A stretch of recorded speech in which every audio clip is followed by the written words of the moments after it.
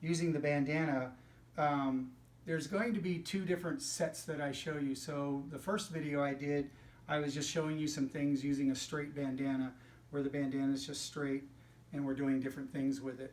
And I'm going to be showing some more videos of that. But the other thing that I'm going to do is I'm going to use the bandana as a circle, okay, to show you to use the tool. So we're going to do the little Karate Kid thing. So you take your bandana, roll it up, wrap it around your head and tie it off. And then, no, we're not going to fight, you know, like Karate Kid and stuff. What we're going to do is we're going to slip it off of our head. And what we want to do is we want to put our arms, our wrists inside of the bandana and use this circle, okay? So this is something, this bandana training that I'm doing now is something that I have been doing for years, since the 90s, on my own. So I've been kind of messing with it, and it's how I train on my own. So as we got into this social distancing problem, I thought, you know what, my students can do this, and it's a way for them to practice at home. So one of the biggest problems that we have, again, is that our hands tend to move too far outside of our body when we're doing blocks and movements and things like that. We get too far away from only blocking what we need to block. So by restricting where your hands go and how far your hands go, you can now learn to understand where your energy really is. And we understand that it's here in our center, no matter where our shoulders and our hands are pointing. So as you see with the circle, I can't take this hand and go very far because this hand's not going to go unless I turn my shoulders. And my shoulders need to turn. And at some point, if you look down at my legs, I mean, my feet start rolling around in my shoes because I'm not pivoting and turning my feet where I need to. So anytime you're doing anything that's defense, remember, you've heard me say this over and over again, it's whole body defense. It's not arm defense. It's not leg defense. Okay? It's not chest defense. It's not hip defense. It's whole body. You have to have everything. So your hips can make circles. You can move around. You can shoot your hips from side to side to help you move and to help your feet step. But equally, your hand, your body, everything is working together as one functioning entity. It's whole body defense. You're stronger. Somebody grabs a hold of you, and if you stand up tall as they grab a hold of you, you lose energy and balance. So what do? We sink down low.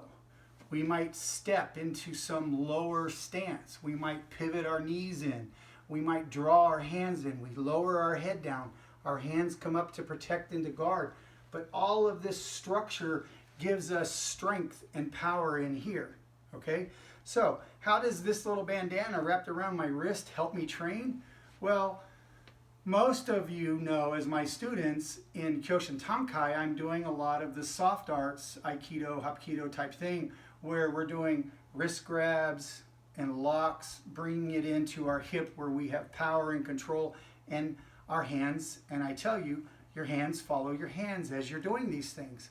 Your body follows where your hands are going. If you're moving back around this way, it all stays together. Everything moves together in unison. Okay, it's not your hands move, then your hips move. Everything moves together.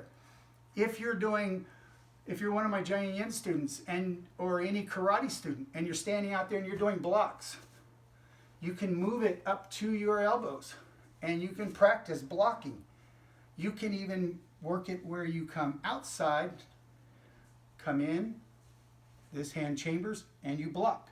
And you want to keep this to the inside. In here. Come up and do a high block. Come on the inside. Block with your face and do a high block. Exchange your hands through it. But for all of my normal self-defense students that I have right now, one of the things that I see my students doing is they get in the habit of someone grabs a hold of their wrist. And when they grab their wrist, as soon as that person grabs their wrist, they want to just take this one hand and they want to figure out, how am I going to get out of it, and this hand doesn't do anything. Well, if you connect your hands together and you say, well, he grabbed a hold of my wrist, I'm going to bring both hands to my center. Notice how loose this is? But I can move around inside of it. I could twist, I can pull in, I can reach and grab, pull you in my center, pull you around my side, step back and turn you away and move you, okay?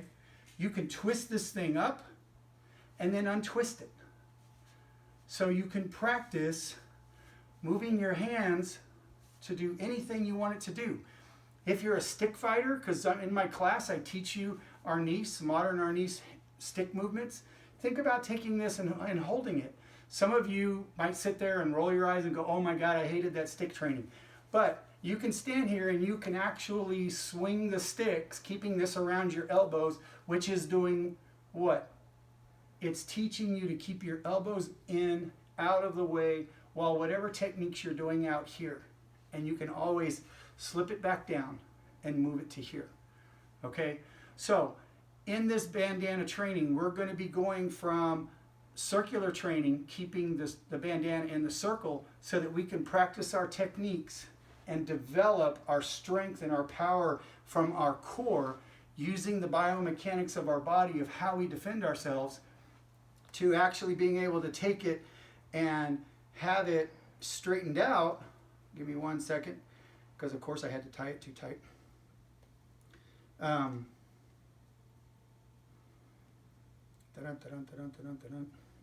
It helps when you can see, because then you pull the right ones to untie it.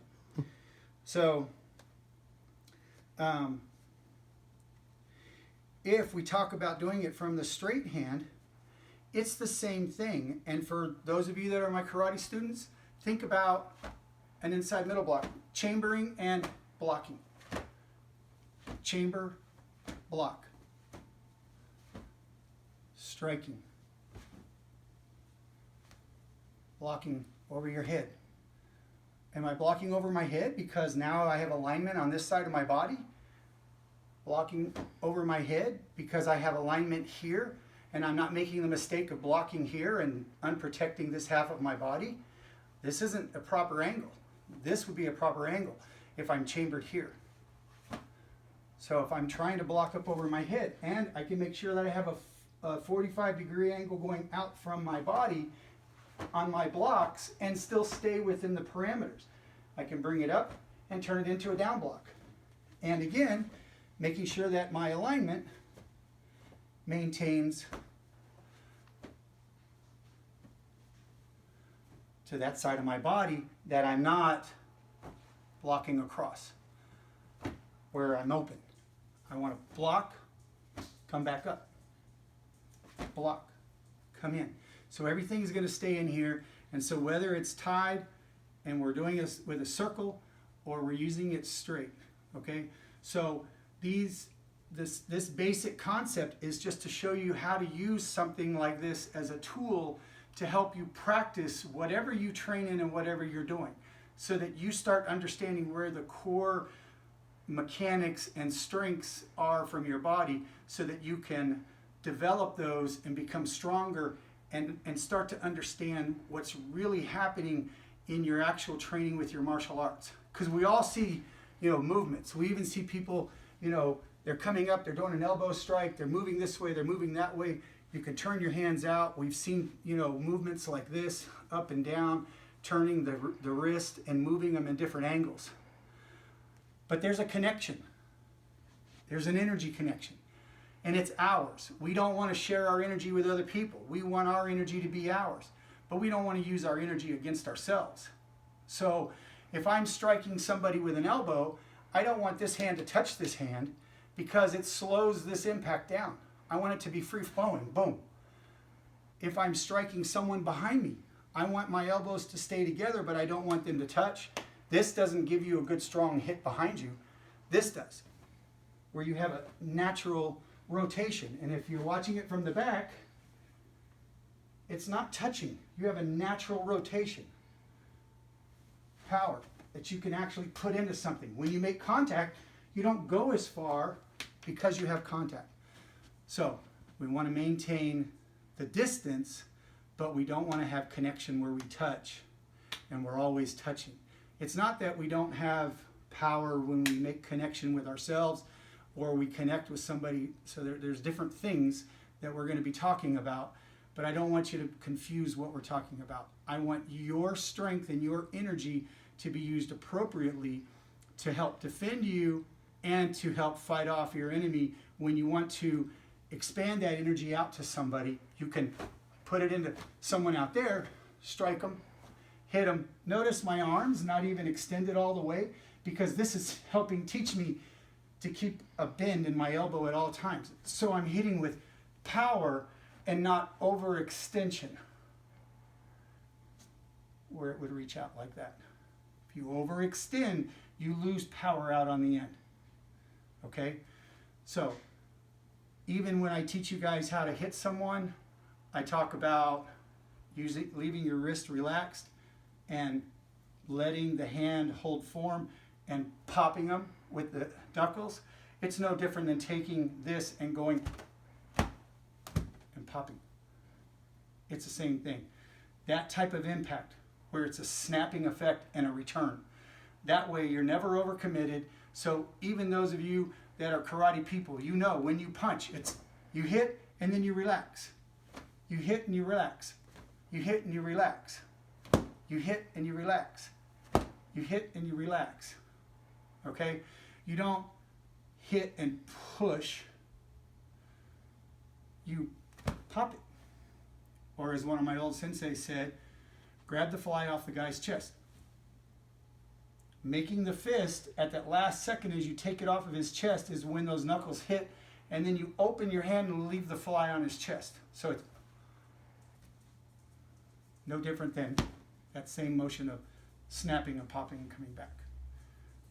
Okay?